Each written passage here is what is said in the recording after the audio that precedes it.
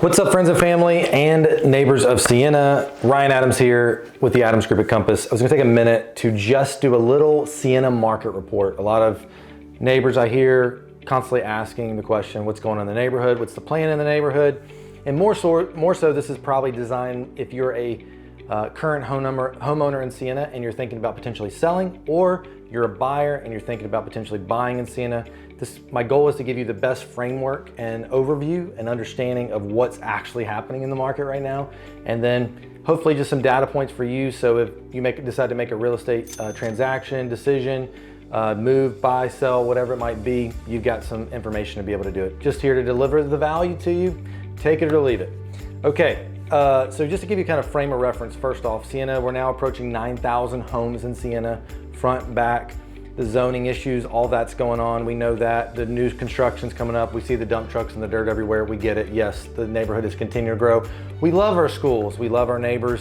And I love this community. It's been a joy for us to be a part of this, but I just also want to help you guys understand a little bit from a financial, real estate perspective, what's actually going on. 2019, pre-COVID, that year we had 700 total sales in Sienna, which does include anything that might have been off MLS. So this is only based off of MLS.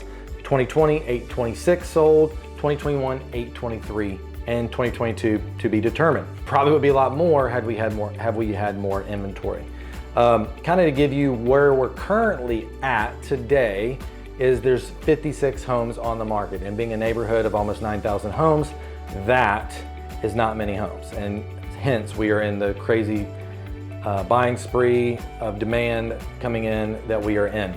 Of the 56 that are on there, 29 are resale, current homeowner is selling that, and 27 are new construction.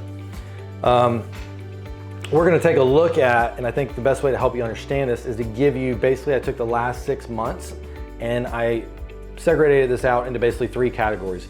Homes that are under 2,000 square foot, homes that were 2,500 to 3,500 square foot, and then homes that were 4,500 square foot and above, so that could kind of give you the best range wherever you might be at or thinking about buying or selling, to understand what's happening in that particular price point.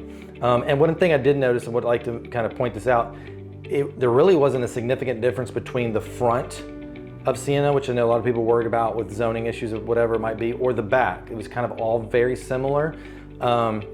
There is definitely, per section, there's a difference in price per square foot, but as far as front and back, there really was not. And we know with all the zoning stuff, we don't know what's happening. New construction, the infrastructure, Johnson Development just put out, my good buddy Phil put out a great video a couple weeks ago about what they're planning on doing. This is more so to help you understand, as a current homeowner or a buyer coming in, what's actually happening. So let's look at the under two, and again, this is 6 months, the last 6 months, under 2,000 square foot homes. In the last 6 months, there was only 24 that were sold, and those totally averaged 154 square foot. And the homes that were new construction, they were averaging about $200 a square foot and above. So at that price point, there's about a $50 square foot difference between new construction and a resale home. All right, let's look at the next square footage price point here. 2,500 square foot to 3,500 square foot. And when you look at the resale, that was averaging about $131 a square foot, with about a 7-day average on market with 102% list to sales price ratio, meaning whatever was the seller listed it at and what it actually sold at. So it was averaging above list price with only 7 days on the market. And that includes homes with pools and without pools. Obviously, pools will carry a higher price per square foot and without will be lower, but the average was $131 a square foot. So if you're in the 2,500 to 3,500 range, you should probably be around that $131 a square foot. Depending on your upgrades, pools, whatever, you could be higher. Without those things, maybe a little bit lower. But that range is bringing in an average $131. Now, look at new construction. They were averaging $170 a square foot, and none of those have a pool, we know that.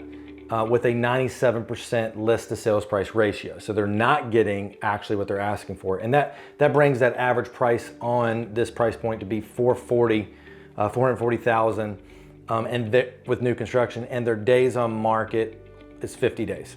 So big difference.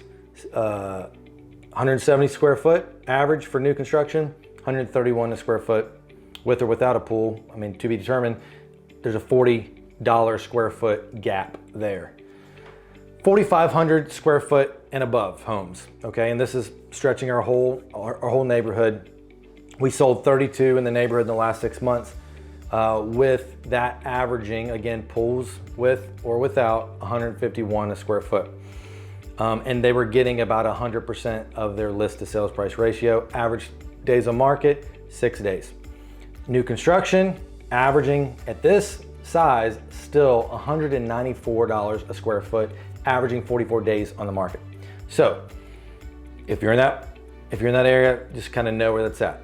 151 for resale a square foot and 194 a square foot for new construction, which that's about another $40 square foot gap. So question is now, what does this information mean for you? As a buyer or seller, whatever that might be, my goal is to help you understand where that's coming, talking points so you can understand, just to have some data to understand. Now, again, if you have a realtor, reach out to them. They need to help you understand this process. Of course, I'd love to be a source of value for you here as an agent myself, but we've got a lot of great realtors in Sienna, probably the best out there I know of. Someone would be sure glad to help you with it. All right, so here's the talking points. One, I think one of the biggest is there's a huge gap. Average gap is $70 a square foot between resale and new construction, even without new construction having a pool. So I think while there's that huge of a gap, resale is still gonna be extremely hot on the market because buyers that are coming in are going, do I really wanna spend another $50, $60, $70 extra square foot to get new construction and probably get lower total square footage, lower lot sizes, than if I just found a really nice resale home. So what that tells you as a seller is, while there is this huge gap, your prices, you should be able to get the top dollar for your home, especially if you've got recent upgrades, you got a pool, bigger lot sizes. Those things are hard to come by in new construction. So when there is that gap, that's going to keep this resale market very, very, very hot.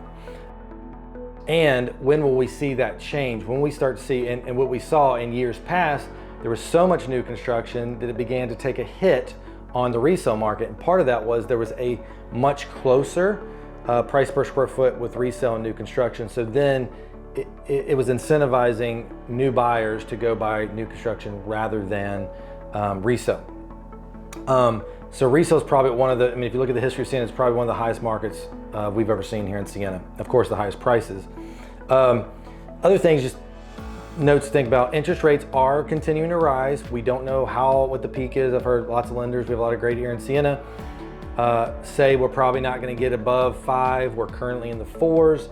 But as rates rise, and as they have risen, affordability is going to go down for the buyers that are out there looking for homes. For instance, I'll put up a chart here. If you were a buyer and you were trying to keep your monthly payment around $2,000 a month, not including property taxes and insurance and all that, because that's very variable. But if you're trying to do that, back in September, June, when rates were at like 2.7, 2.8, your affordability would be right around $500,000, $5,000. So they'd be if you're trying to sell your house around that price point, that would be a buyer that was in your market. Well, now that interest rates have risen, that same buyer is now, their affordability is below $400,000, right around the $395 range. So now they're out of your market of wanting to buy your house. So as you're a seller, be thinking about, as interest rates rise, there are gonna be less buyers that are gonna be attracted to your home because they're not gonna be able to afford it. So just remember that. Interest rates affect the potential buying power of buyers. If you're a buyer, obviously keep that in mind as well. You want to get, historically, we're still at extremely low interest rates. So you still probably want to take advantage. We don't know what the future holds, but we do know they are currently rising. The other thing, a couple talking points, I would never tell a homeowner to go put a pool in to sell their house. Still wouldn't do that. But if you are thinking about putting a pool in your house, it's probably not a bad time, because we do see, and I didn't pull this stat out, but it's significant. Homes with pools are just flying off the market. Lots of pool builders. We put a pool in during this COVID time as well. And the average wait, year and a half to get a pool in. So a lot of buyers trying to buy homes with pools. They also feel like they're gonna be able to save money than putting in a new pool.